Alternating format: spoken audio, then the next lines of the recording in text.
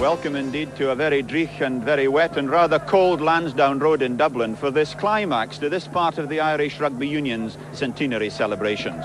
Well, it is a very happy thought indeed, I think, by the Irish Union that they should invite the New Zealand All Blacks along here for this centre part to this centenary programme, because of course there's still a magic aura about the name All Blacks, and there has been tremendous excitement generated throughout the whole of Ireland on this particular tour, and very specially for this match today between Ireland and New Zealand, which of course could be an historic game. It's not surprising that there's been such excitement, because of course Ireland are the reigning international champions. They've never beaten the All Blacks before, indeed no Irish side has ever achieved that feat. And the All Blacks for themselves, of course, are very much on the upsurge just now, because they swept through Australia like a tidal wave, and now they've won all 5 matches on this tour against the combined Irish universities and against the 4 provincial sides. Very strong opposition indeed, and in the process they've scored 14 tries to 1, and nobody really could have asked them to do any better than that. So that we've all the ingredients of a tremendous match, despite the conditions here, which are quite appalling. It's been raining all night, it's rained solid all morning, the Lansdowne Road pitch is very wet and soggy and slippery, but nonetheless we have all the ingredients for a fine match. So as 0 hour approaches, let's have a quick look at the two teams. Ireland then, with some very familiar names indeed, as you can see. Just the 2 new caps in the team, James E. Crowe of the University College Dublin there at left centre, and Pat Parfrey of University College Cork, the left wing. Those are the 2 new caps in the side. No Mike Gibson, of course. A very powerful Irish pack indeed, led of course by Willie John McBride, this remarkable figure, who today will be playing in his 59th international in the Irish colours. And so it's an Irish team that faces a tremendous strain indeed, and against this very strong New Zealand side. Again, some very familiar names to viewers all over Britain. So many of those chaps, 11 of them in fact, were here 2 years ago on the All Blacks tour. No new caps. 12 of this side played in that fine win over Australia by 16-6 in the final test match just during the summer, and 10 of them played against Ireland here just over a year ago, when the score was a draw 10-all. There you got some indication from the state of the Wellington boots of the state of this Lansdowne Road pitch. And here, the band giving a welcome to Andy Leslie and his All Blacks. And listen to that tremendous reception. That surely must gladden hearts in New Zealand, to hear that great Irish welcome for this All Black side. But naturally, as nothing compared to the great roar that greets Willie John McBride and his Irish. The All Blacks may have won the toss. They're certainly playing with the breeze in their favour in this first half. It's blowing from the Havelock Road end, from left to right of the picture as you look at it. This is Mick Quinn, one of the youngest players on the field, the Irish standoff, 22 years old. Johnny Johnston, the English referee, blows his whistle, and the match is in progress. And that fine kick by Quinn, drifting back to his forwards, not quite exploited, as the ball right away skidded away on this very slippery turf.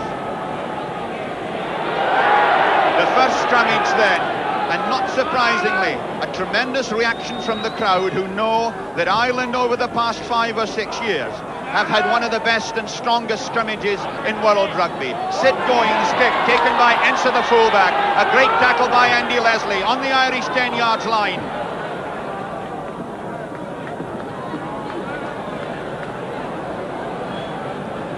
Slight nudge forward there, and this is the second scrummage of the match, almost on midway. John Maloney, one of the successful British Lions from South Africa, putting in for Ireland, getting a beautifully tailored ball. That's Grant Batty on his own 10 yards line.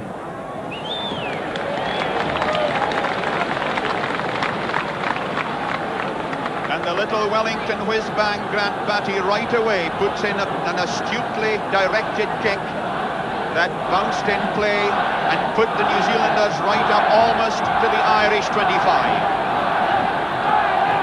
Number 8 there for Ireland, the commanding figure of Terry Moore, the only man to have scored against the All Blacks on this tour. Ken Kennedy throws. And a penalty for, I think, barging through the line out. Johnny Johnston, the English referee, this is his 8th major international match. This is Tony Enser, the young Irish fullback, who's really established himself as the #1 in Ireland, his 8th international. Joe Karam, controlling the ball well by hand, but his foot just slithering onto the line. And Enser pushes Ireland up to the New Zealand 25. Ken Kennedy, the Irish hooker, to throw in. Number 4 at the back for New Zealand, Peter Whiting, guarding against that long throw, and he did it well. Ian Kirkpatrick trying to drive out the tail. Lovely maul ball to Sid Going. That's bouncing awkwardly for Enser, almost up to the Irish 25.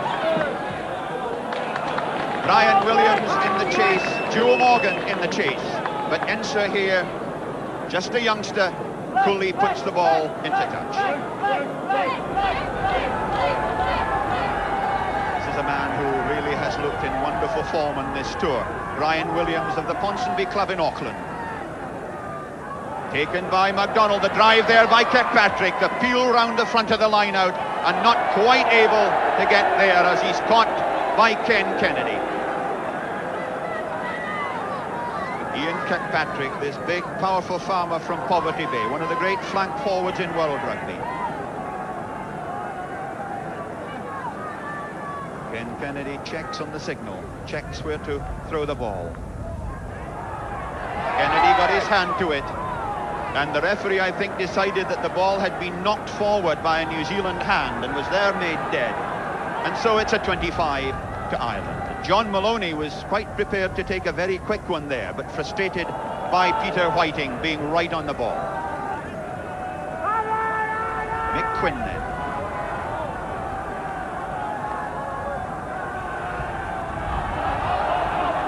Whiting. It's an up and under, a Gary Owen, and they know all about that in Dublin. Enser, did he make the mark? It's not been allowed. It'd be a good ball for them to win. That was MacDonald feeding out to Lambert. Morgan cutting inside, 10 yards short. Sid Going, there must be a score here. It's Karam. Karam, can he make the line? Yes, he can.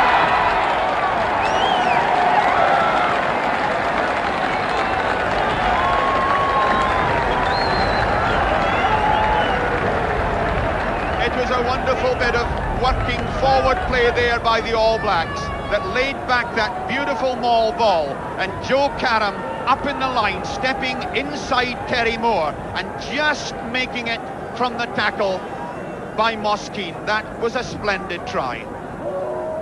I don't suppose any fullback could hope for a better start to an international match than Joe Karam has had there. And here he is with the chance to convert his own try. Absolutely dead straight. 6 points to 0, the All Blacks lead. 10 minutes of the first half gone. 15 yards inside the Irish half. Knocked back there by Hamish MacDonald. Going hoists one. Back there is Parfrey, the wing. Now that's a pretty useful start for Pat Parfrey. Here he is, one of the 2 new caps in the Irish side, having come through a rigorous fitness test yesterday for muscle strain. And although he hooks his kick, Parfrey nonetheless made a very useful catch and mark indeed. Pat Parfrey of the University College in Cork plays his provincial rugby for Munster. Still in the Irish 25. Number 2, Tanny Norton at the front for New Zealand. Behind him, the ample figure of Kerry Tanner. That was a good take by Tanner. That's Kirkpatrick driving it. The All Black forwards trying to tie in the Irish breakaways. This is Stewart, the young flanker from Southland. Over the 25. Sid Going can't get the ball to Karam as he's tackled by McLaughlin. Going, however, gets it out to Joe Morgan. Morgan caught by Slattery. 15 yards from the Irish posts. No advantage to the All Blacks for a slight knock-on. And so they go back to this scrummage, which certainly is as much an advantage to the All Blacks as anything, because their scrummage so far is standing up very well indeed to what is one of the best scrummaging outfits in the International Championship. Going, what a lovely pass to Brian Williams. And eventually it was Dick Milliken who got the touchdown for Ireland. But the New Zealanders, full of ideas, full of drive, full of go, full of quick thinking. Mick Quinn restarts. That's a beauty. His forwards can get there. Up went Moskeen. And he must just have touched it, because the throw-in goes to the All Blacks. There's Moskeen, who played most of his football as a Gaelic footballer until 3 years ago. Has made a great transition from Gaelic football to rugby, although of course he plays the other as well. Williams throws, Moore palms, Maloney out to Quinn.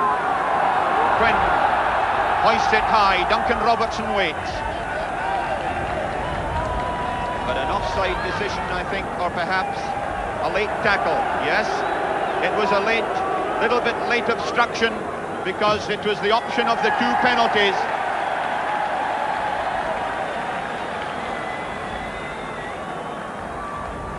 Ken Kennedy, as is his wont sometimes, helping and advising the referee as to where the mark should be. But the upshot is that Tony Enser has this opportunity of cutting the leeway. It's a kick of about 35 to 40 yards. It's into the breeze, a strongish breeze, and he has some pretty forbidding figures only 10 yards away from him. Kent Lambert, Peter Whiting, Kerry Tanner, Tani Norton, all up in that close bunch there. Of course, they've got to stand absolutely still. Ensor then.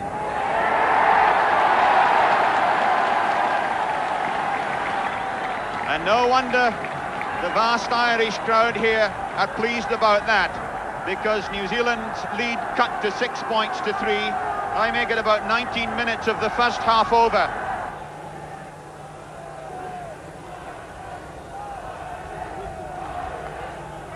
Kennedy throwing. Number 1 for New Zealand, Lambert. Number 4, Whiting. Number 6, Kirkpatrick. 8, Leslie. 7, Stewart. Kirkpatrick again. The ball laid back there like a hen laying an egg. Duncan Robertson.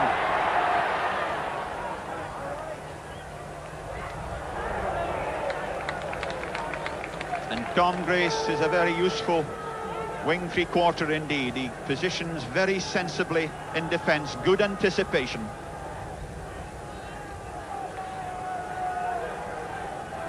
New Zealand then still on the Irish 25. Batty to throw.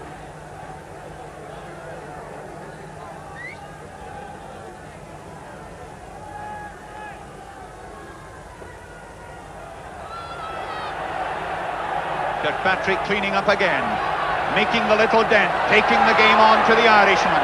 Then, once they've driven on, out to Sid, going, strong, powerful. A chance there for Andy Leslie. They're within a yard of the Irish line.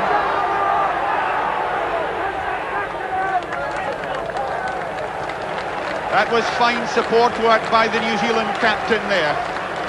A typical Sid going break just when least expected. And very good defensive work there by Milliken and by Tom Grace here, the last man getting off the floor for Ireland.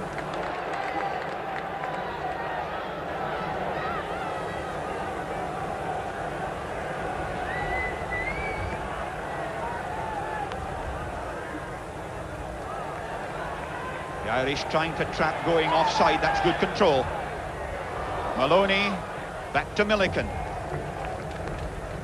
Mick Quinn positioned a little bit deeper and a little squarer, and Maloney just didn't find him with the pass, but Milliken did the necessary.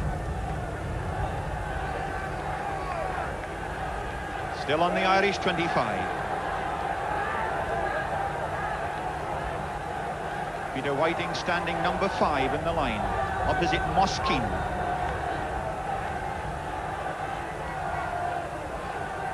Whiting palms, going to Duncan Robertson.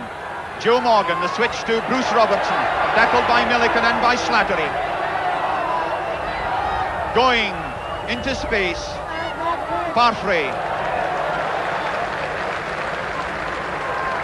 And Pat Parfrey there surprisingly using the wrong foot. It was, in a sense, a left-footed kick, but he got the right foot to it and must have been glad to see it go into touch. Number 2, Tani Norton for New Zealand. Behind him, Kerry Tanner, then Hamish MacDonald, then Kent Lambert. A penalty for obstruction in the line out there.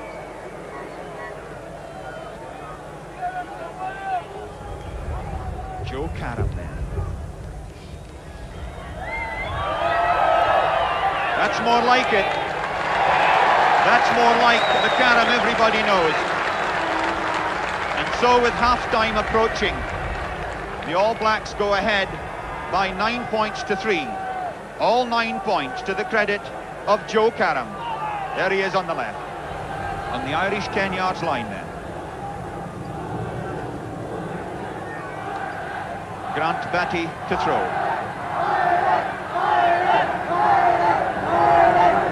Ken Stewart, the pride of the Southland, back there at the tail of the line out, number 7 for New Zealand. And opposite him, the pride of Blackrock College, Fergus Slattery. Going, what a pass to Duncan Robertson. But Duncan Robertson forced there by Ken Kennedy and by Slattery and by Stuart McKinney to slice his touch kick. That's the halfway line.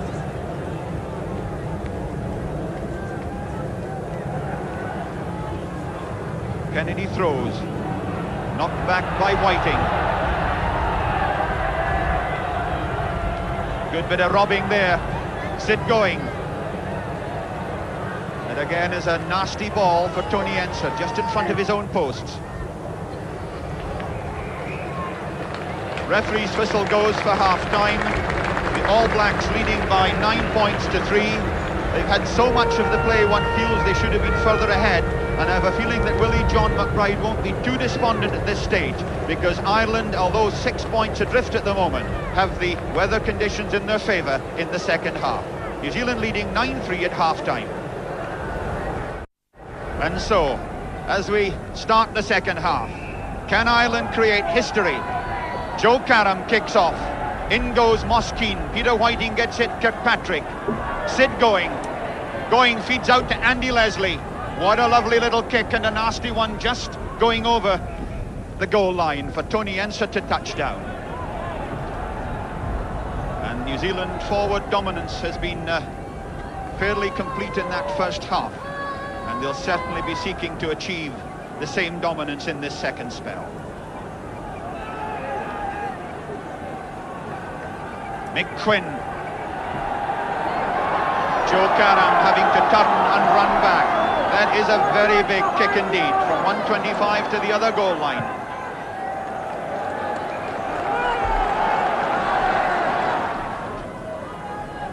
Sean Lynch with the scrum cap, and the 3 forwards for Ireland, McBride, Keane and Moore, 3 big men against Tanner, MacDonald and Whiting, and there was the idea to throw over to Slattery.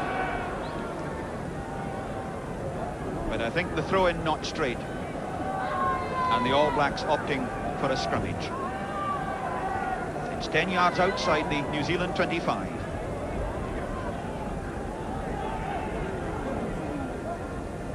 That's a nicely channeled ball, and the All Blacks turning and going for an old-fashioned foot rush. Almost up to halfway.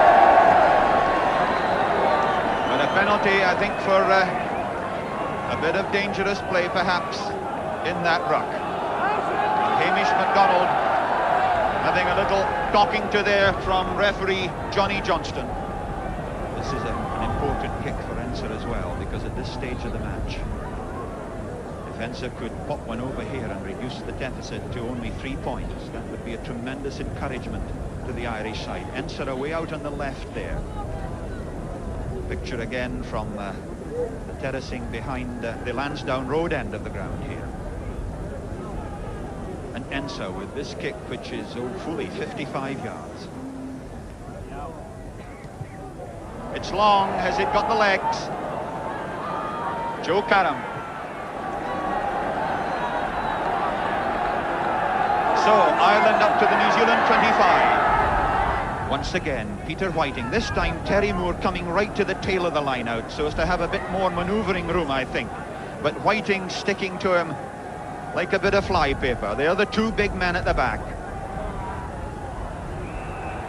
McDonald caught it, but another bit of line-out interference.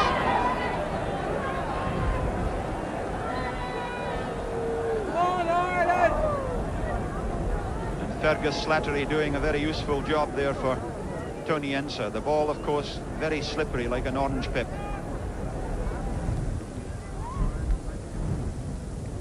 From 30 yards. Hooking it round, no doubt about that one.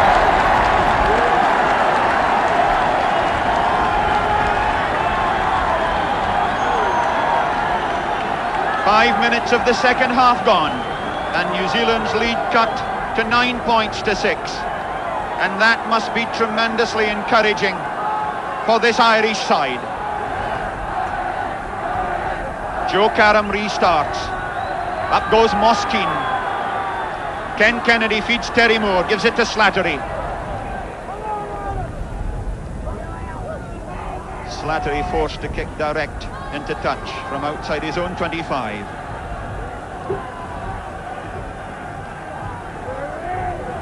Some big, powerful men indeed on this New Zealand line-out. Kerry Tanner, an auxiliary jumper, standing second from the front. Then Hamish MacDonald. Third, and Kent Lambert behind him. Grant Batty to throw. It was meant for Kerry Tanner. Leslie got it. Feet to going. Out to Grant Batty. Inside to going. Was it forward?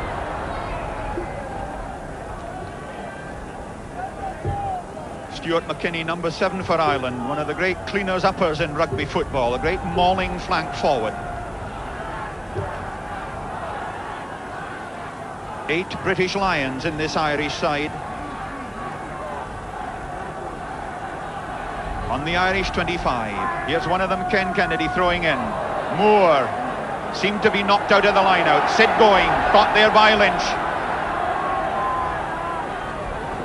Leslie playing scrum half. Duncan Robertson out to Morgan. Morgan tackled there by Milliken. This is Bruce Robertson up to the 25, caught by Moore. Again, this beautiful ball out to Kirkpatrick. Great tackle there by McKinney. Penalty for offside.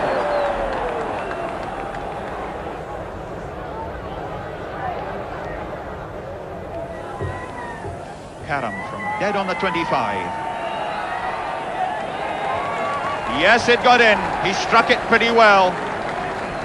And so Joe Karam is having another of those happy field days that certain players have. New Zealand, or should I say Joe Karam 12, Ireland 6.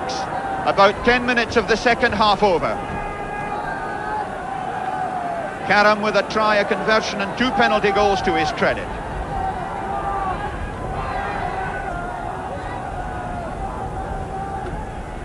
Quinn restarts. And once more, it's that man Karam, showing his skill and ability with a left-footed kick. That is in touch. The flag was up.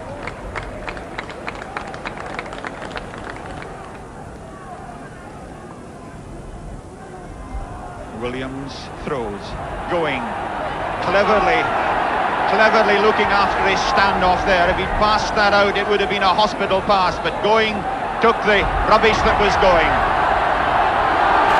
Maloney in there with a tackle on Karam. The Irish forward stepping up the pace into the New Zealand 25.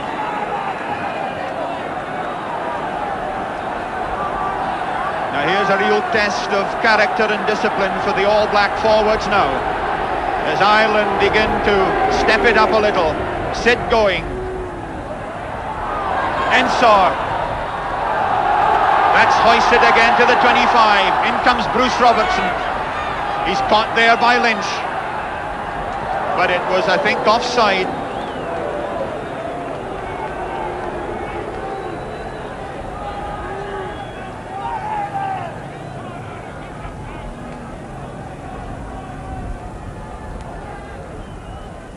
Joe Karam about to restore order.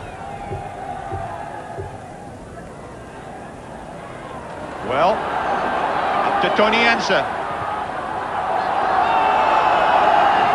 Back to Karam. Inside his own 25.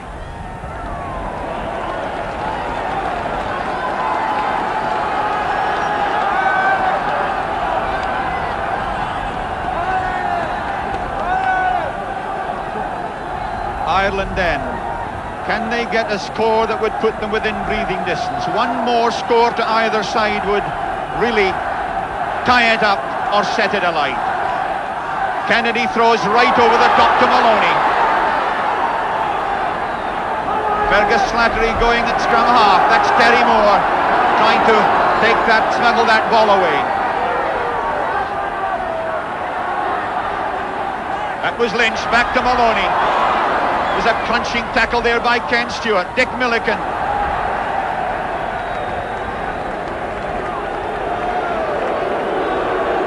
Milliken charged over there by Tani Norton.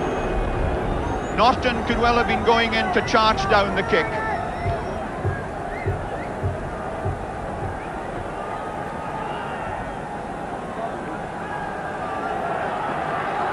So a scrummage midway between the New Zealand 25 and halfway. You can see how low both scrummages are.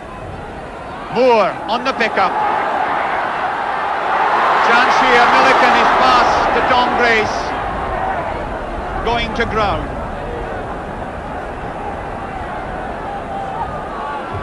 Dick Milliken, one of the 8 British Lions in the Irish team.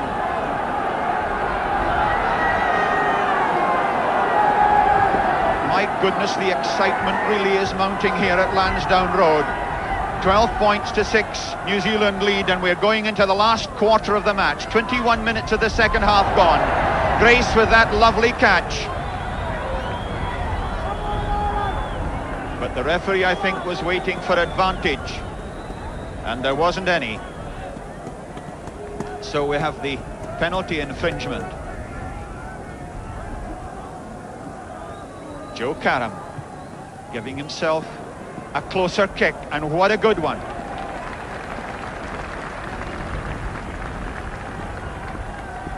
Karam taking the little tap kick first of all to enable himself to run that few paces a bit closer to that very far touchline.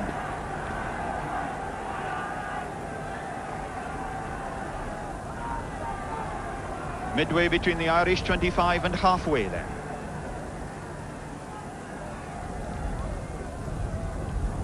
Kennedy throws. Moore got a hand to it.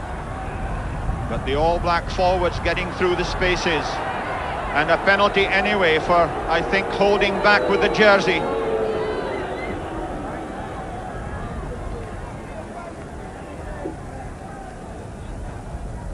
So it's going to be that man again, Joe Karam, already with the 12 All Blacks points to his credit in this match. His total for the tour so far 32 in 2 matches and a bit. And Andy Leslie, a favourite son of Petone in Wellington, and aware of how important this kick could be. Leslie doing the drying process on the ball.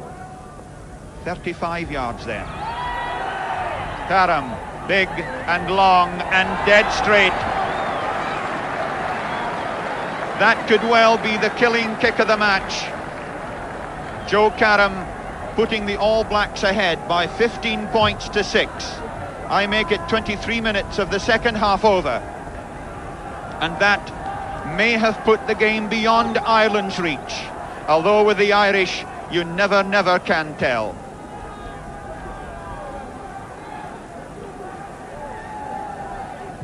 Mick Quinn. Brian Williams lets it go. Ireland have a remarkable record here at Lansdowne Road in that they haven't lost here since England were victorious in 1971. And England then by only 9 points to 6, a great record, 3 years without defeat. But it looks as if that record may go today. Terry Moore taking the drop out. Out to Crowe. Crowe to Ensor. Ensor across the face of the New Zealand post. And Duncan Robertson safe as houses under that one.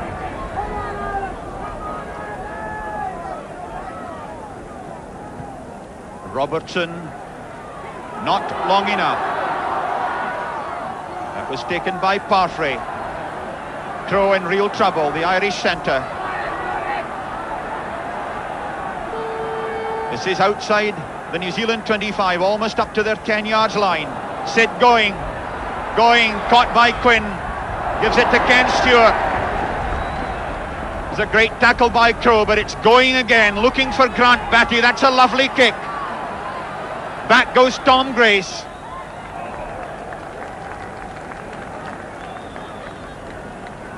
Grace, one of the great covering wings in rugby at the moment. But Sid going in that move twice, pushing his forwards up to within breathing distance again of the Irish line.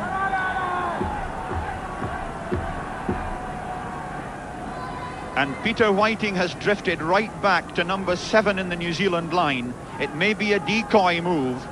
Grant Batty to throw, Hamish MacDonald at number 3, Ian Kirkpatrick at 5, but it was meant for Kerry Tanner, and Kirkpatrick going. The drive there by Andy Leslie, caught and knocked down by Terry Moore.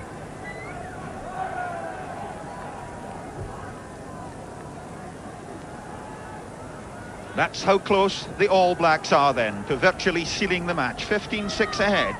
I make it about 15 minutes to go to the end of the game.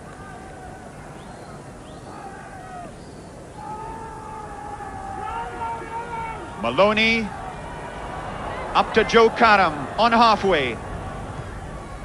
That's going to land on the Irish 25. Parfrey underneath it. Well, this big wing who had so much anxiety yesterday before he was declared fit has really been rock solid under that high ball. That's the second very handy mark he's made for Ireland. Nothing wrong with the kick to touch either. So Pat Parfrey of University College Cork and Munster doing a good job there for his country.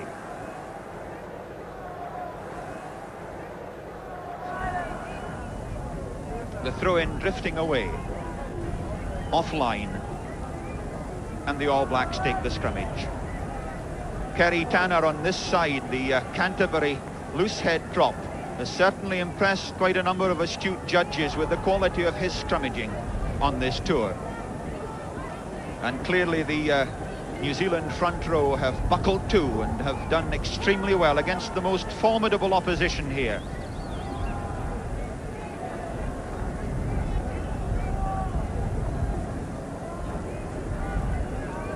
Sid going then on the Irish 10 yards line. Going to Duncan Robertson. That's sliced off a bit. Bruce Robertson, however, up there. This is Fergus Slattery. Well tackled by Duncan Robertson and by Ken Stewart. Sid going with Bruce Robertson outside him. This is the big 13.5 stone centre. But it went forward.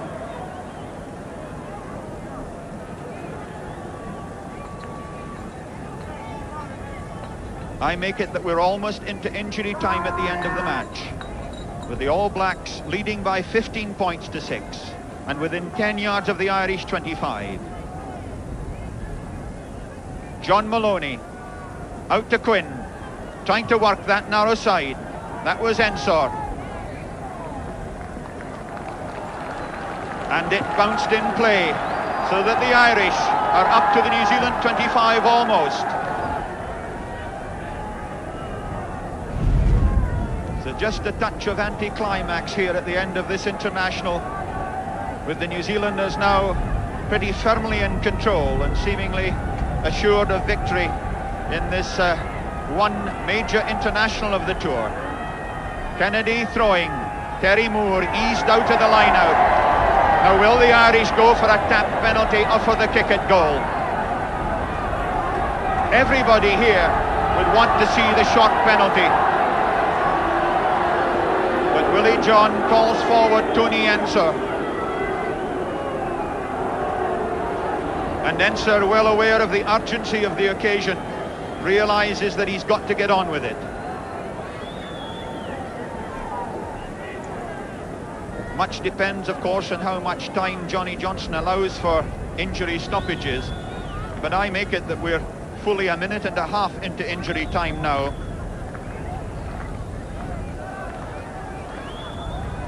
The shot again from the Lansdowne Road end, behind the goalposts. Tony Ensor then. Little short stab, pushing it outwards. A drop out to New Zealand. Referee Johnny Johnson looks at his watch once more.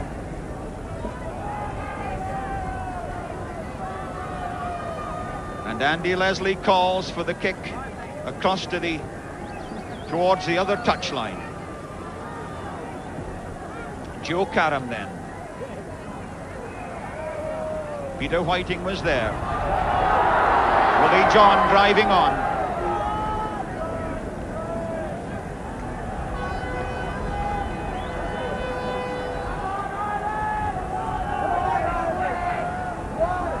Inside the New Zealand 25. Plenty of New Zealand support, as you would see from the little placard there where Brian Williams is throwing in. That's fed out to Maloney, but in real trouble with that slippery ball, and a great chance lost there for Ireland.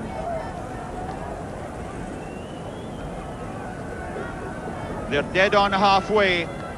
The referee has another look at his watch. Any moment now the whistle will go for the end of the game. Williams throws. Andy Leslie has drifted back from the line out as a support extra cover man.